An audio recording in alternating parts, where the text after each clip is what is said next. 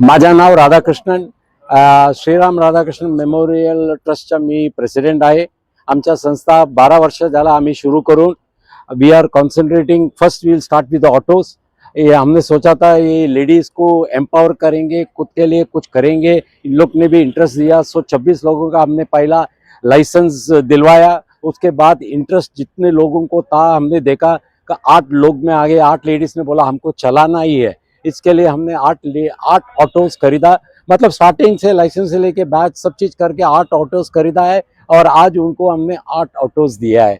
हमें लगता है कि हम ये सोच रहे हैं कि ये लोग आगे बढ़ेंगे और तरक्की करेंगे. जैसा हमने इनका मदद किया था ये लोग भी दूसरे लोगों का मदद करेंगे करके.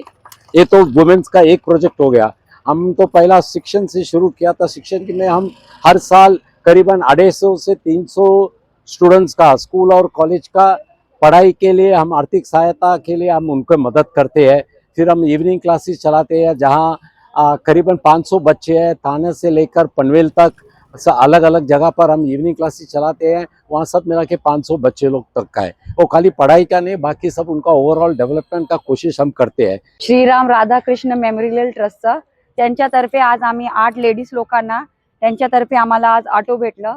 जे गरीब आहेत, गरीब वर्गाचे आहे, ते त्यांनी सगळ्यांना 26 लेडीज होत्या. त्या लेडीज मधून त्यांनी बघितलं का किती लेडीज हे याच्यामध्ये करणार आहे. त्याच्यासाठी त्याच्यामध्ये केवळ 8 लेडीज लोकांना हे प्रोत्साहन झाला आणि त्यांच्या कृपेने श्रीराम राधाकृष्ण मेमोरियल ट्रस्टच्या कृपेने आम्हाला आज ही रिक्षा भेटली. म्हणून आम्ही त्यांचं लय आभार करतो. आणि जे त्यांनी आम्हाला दिले सगळे 8 लेडीज मिळून हे आम्ही प्रयत्न करणार का आम्ही याच्यावर काम करून त्यांच्या ट्रस्ट साठी पण आम्ही काहीतरी मदत करावा.